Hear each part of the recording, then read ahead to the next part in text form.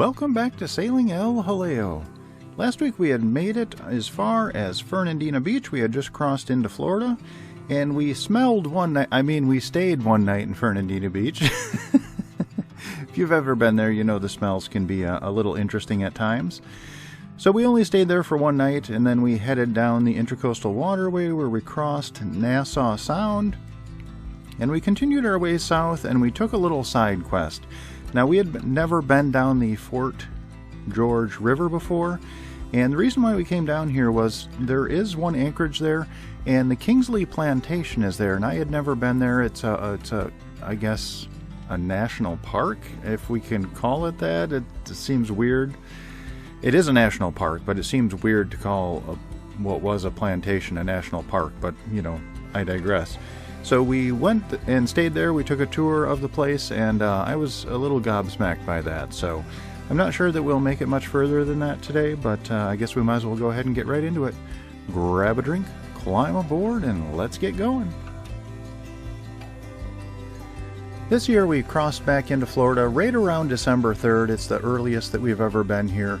We were about a week ahead of last year's schedule, which was nice. The weather this year was just so much better than it's been in previous years. You know, we had a few cold spells, but for the most part, the weather was very agreeable for the entire trip from Delaware City down to Florida. And you know, once we get into Florida, it really signifies the end of our crazy season. You know, the crazy season for us is when we leave Delaware City and then we just make a mad rush as fast as we can to get down to Florida. And, you know, it is about a 900-mile trip. It's right around in there, you know, give or take a little bit. And we can only cover maybe 35. I think we average probably between 30 and 35 miles a day. So, you know, we're not taking huge chunks. And so it does take some time. And, you know, once we get back to Florida, you know, it's so wonderful going through all of these different states. You know, we start out up in Delaware City, we go through Maryland and Virginia. Those are dominated by Chesapeake Bay. Then we get into North Carolina, where we've got all of these massive bodies of inland bodies of water. Then we get into South Carolina, which is a lot of small rivers and canals, and it's very coastal. And then Georgia is, you know, Georgia is so beautiful. It is just stunning. All of the tidal estuaries, you know, the cordgrass, the grasslands, and all of the sounds in Georgia, and then crossing into Florida is its own unique ecosystem. And, you know, it's almost like they made these state boundaries based upon ecology rather than anything, you know, any other reason, because the ecological divides between the states is very pronounced. You know, you get a little bit of overlap, of course, but each state is so uniquely different. It would be interesting to see what was the factors that drove the guys way back when to divide up the states the way they did. But anyway, it's always great to get back into Florida. We can slow things down, and we only had about maybe 65-ish miles, somewhere in there, to get back to St. Augustine. And that's where we were going to be spending the bulk of our winter. Not in St. Augustine itself, but about, I don't know, maybe 10, 11 miles south of that in the Matanzas Inlet. That's where we had planned on spending most of our winter, and that was our next goal.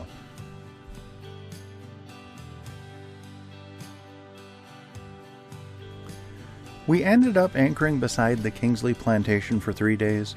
There was some cold wind and weather coming in, so we decided just to hunker down there and wait it out. It is a very narrow stream, the St. George River, and very, very swift-moving current, so you do want to have good ground tackle if you plan on staying there for a while. There was another couple there. You'll see when we're walking around the plantation, you'll see EJ, and then there's another sailboat anchored behind EJ. And it actually gets extremely shallow right behind their boat.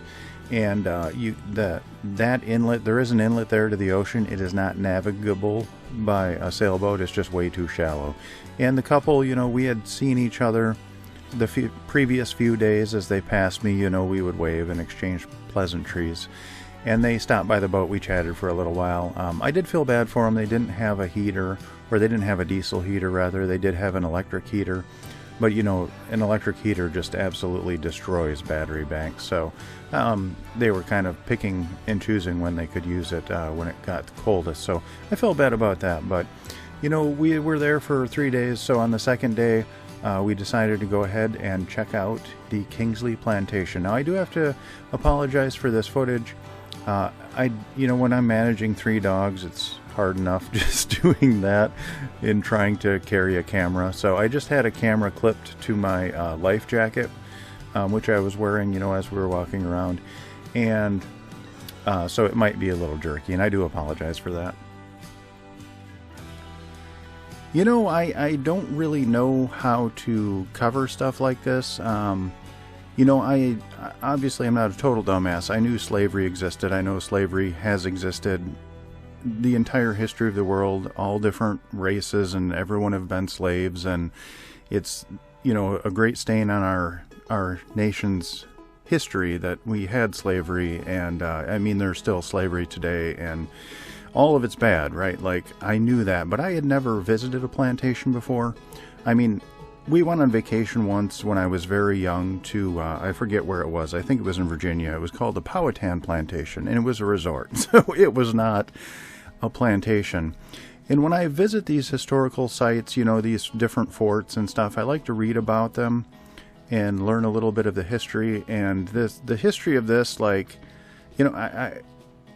read about it on Wikipedia, and I know Wikipedia has its own problems. But I'd like to think for a lot of historical stuff, it's probably generally correct. I don't know if that's true or not. If there's historians out there, let me know if that's the case or not. But I think they generally get things right. So I went to Wikipedia to read about this place, and just some of the language that was used, I just found really strange. So I'm just going to read you some stuff about this place off of Wikipedia as we go through, and then just some final thoughts at the end. It's just, everything about this is bad. I don't know, what else to say about it. Well, I've got some thoughts about what I read, but we'll get into that. Right off the bat, I'd just like to say I'm probably going to pronounce some things wrong, so I apologize for that. Kingsley Plantation is the site of a former estate on Fort George Island in Duval County, Florida, that was named for its developer and most famous owner, Zephaniah Kingsley, who spent 25 years there. It is located at the northern tip of Fort George Island at Fort George Inlet and is part of the Timucucan Ecological and Historic Preserve managed by the U.S. National Park Service. Kingsley's house is the oldest plantation house still standing in Florida, and the solidly built village of slave cabins is one of the best preserved in the United States. It is also the oldest surviving antebellum Spanish colonial plantation in the United States. The plantation originally occupied the entirety of Fort George Island, occupying approximately 750 acres more or less. According to park literature, most of it has been taken back over by the forest. The structures and grounds of the park are now comprised of approximately 80 acres. Evidence of pre-Columbian Timucua life on the island, as are the remains of a Spanish mission named San Juan del Puerto. Under British rule in 1765, a plantation was established that cycled through several owners while Florida was transferred back to Spain and then the United States. The longest span of ownership was under Kingsley and his family, a polygamous and multiracial household controlled by and resistant to the issues of race and slavery. The principal business at the Kingsley Plantation was slaves, buying, selling, and training them. Kingsley's slaves commanded a premium in the market. Raising saleable cotton was a secondary business. As they were very isolated, they also had to raise their food in small gardens. By the standards of the day, Kingsley treated his slaves well. He married one, and they were loyal to him. Free blacks and several private owners lived at the plantation until it was purchased by the state of Florida in 1955. It was acquired by the National Park Service in 1991. Born in Bristol, England, and educated in London after his family moved to colonial South Carolina, Zephaniah Kingsley established his career as a slave trader and shipping magnate, which allowed him to travel widely. He settled on Fort George Island in 1814 after leasing it from Macintosh. He purchased the island and buildings for $7,000 in 1817. Kingsley owned several plantations around the lower St. Johns River in what is today Jacksonville and Drayton Island in central Florida. Two of them may have been managed part-time by his wife, a former slave named Anna Jai. Kingsley married Anna in 1806 when she was 13 years old. recently arrived in Cuba from West Africa. He freed her in 1811 and charged her with running his Laurel Grove plantation at Doctors Lake in modern-day Orange Park. His legal emancipation submitted to the Spanish colonial government read, "Let it be known that I, possessed as a slave a black woman called Anna, around 18 years of age, bought as a bozal, which is a newly imported African, in the port of Havana from a slave cargo, who, with the permission of the government, was introduced here. The said black woman has given birth to 3 mulatto children, George, about 3 years 9 months, Martha, 20 years old, and Mary, 1 month old. And regarding the good qualities shown by the said black woman, the nicety and fidelity which she has shown me, and for other reasons, I have resolved to set her free, and the same to her 3 children." Kingsley wrote a defense of slavery and the 3-tiered social system that acknowledged the rights of free people of color that existed in Florida under Spanish rule. Archaeologist Charles Fairbanks described Kingsley as an unusually permissive slave owner who wrote about the physical superiority of Africans to Europeans, armed his slaves for protection, and gave them padlocks for their cabins. Historian Daniel Stowell suggests that the cabins and Kingsley's hands-off approach to slave management was intended to prevent the slaves from running away.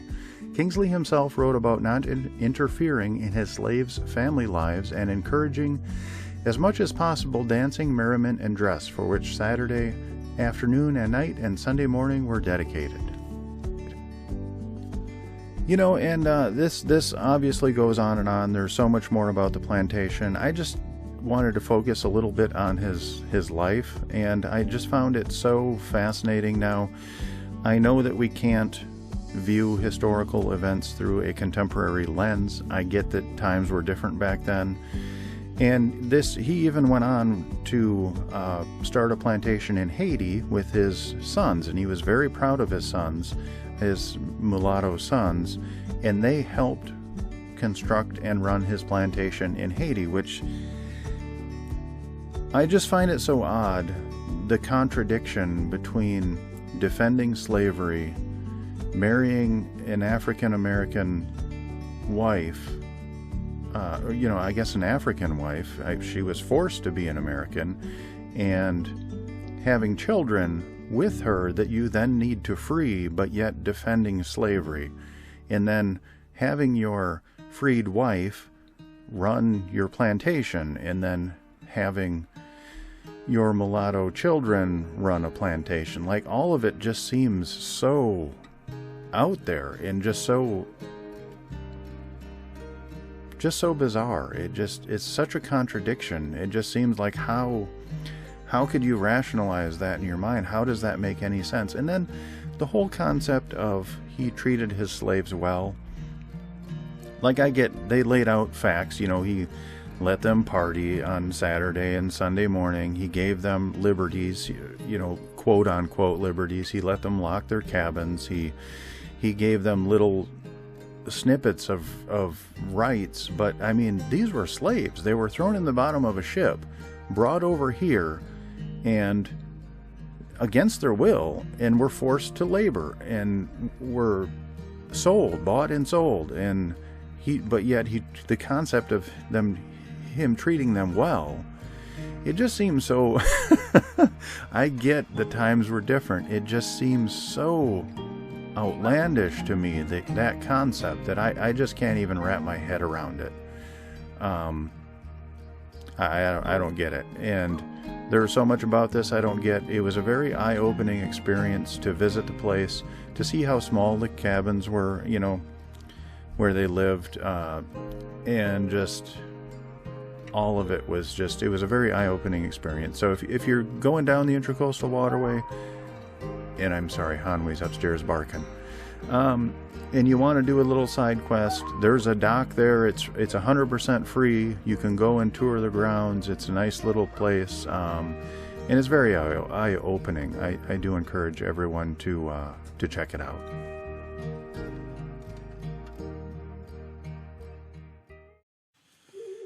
And that's all we have time for this week. I would like to give a massive shout out to my Patreon crew. Without your guys' support, I wouldn't make these videos. And my Patreon crew is Joan and Judy Judnick, Val and Chris Alcorn, Denise and Eli Sackett, Sherry Erickson, Deb Shaw, Matthew Spotton, Peter Allen, and Natalie Linehan. Thank you guys so very much. Your support really means the world to me. I do have one legacy patron member, and her name is Joan Linbow. Unfortunately, she has passed on, but she lives on in our hearts forever. We really miss you, Joan. If you are interested in joining our Patreon crew, there is a link in the description down below, and that'll take you to our Patreon page where you can sign up. And there are hundreds, literally hundreds of extra videos and photos of our travels, and I try and keep everything there up to date and post at least once or twice a week, so it gives you a little peek behind the curtain. If you do like our videos, please like, comment, and subscribe. That'll help us out more than you'll ever know, and that actually doesn't cost you anything, so hit that like button. Alrighty, I hope you all are well, and we'll see you next week.